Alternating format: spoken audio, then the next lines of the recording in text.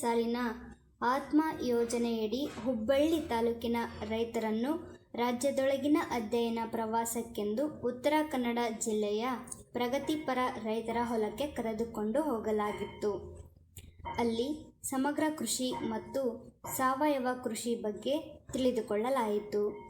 ಅಧ್ಯಯನ ಪ್ರವಾಸದ ಉದ್ದೇಶದಂತೆ ಸದರಿ ಪ್ರವಾಸದ ಪ್ರಯೋಜನೆ ಪಡೆದ ನಮ್ಮ ಹುಬ್ಬಳ್ಳಿ ತಾಲೂಕಿನ ಚನ್ನವೀರಸ್ವಾಮಿ ಇವರು ಕೃಷಿಯ ಜೊತೆಗೆ ಹೈನುಗಾರಿಕೆ ಹಾಗೂ ವಿವಿಧ ತೋಟಗಾರಿಕಾ ಬೆಳೆಗಳನ್ನು ರಾಸಾಯನಿಕಗಳನ್ನು ಬಳಸದೆ ಬೆಳೆಯುತ್ತಿದ್ದಾರೆ. ಎಲ್ಲರಿಗೂ ನಮಸ್ಕಾರ.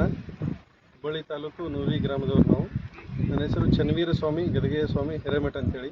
ನಂದು ವಿದ್ಯಾಭ್ಯಾಸ ಲೈಬ್ರರಿ ಸೈನ್ಸ್ ಆಗಿದೆ.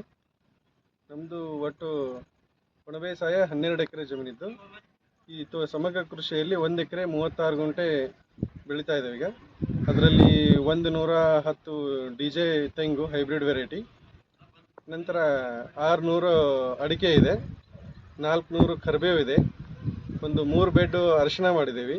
ಅರಿಶಿಣ ಹೆಂಗೆ ಗೊತ್ತಪ್ಪ ಅಂದ್ರೆ ನಮಗೆ ಕೃಷಿ ಇಲಾಖೆ ಆತ್ಮ ಯೋಜನೆ ಅಡಿಯಲ್ಲಿ ಅಧ್ಯಯನ ಪ್ರವಾಸ, ಜೇನು ಕೃಷಿ ಅಧ್ಯಯನ ಪ್ರವಾಸ ಅಂತೇಳಿ ಒಂದು ದಿವಸದ ಪ್ರವಾಸ ಕರ್ಕೊಂಡು ಹೋಗಿದ್ರು. ಬರ್ತಾ ಇದ್ದೇವೆ. ಈಗ ಒಂದು ಪೆಟ್ಟಿಗೆ ಆತ್ಮ ಯೋಜನೆಯಿಂದ ಜೇನು ಪೆಟ್ಟಿಗೆನೂ ಕೊಟ್ಟಿದ್ದಾರೆ.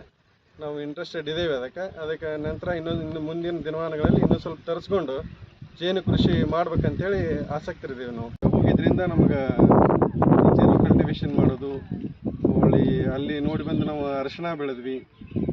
ಆಕಳು, ದೇಸಿ ಆಕಳನ್ನು ಸಾಕಿ ನಾವು ಗೊಬ್ಬರ ರೆಡಿ ಮಾಡ್ತಾ ಇದ್ದೀವಿ. ಎರೆಹುಳು ತೊಟ್ಟಿ ಸಹಾಯದಿಂದ ಎಲ್ಲ ಅನುಕೂಲ ಆಗಿದೆ ನಮ್ಮ ಕೃಷಿ ಇಲಾಖೆ.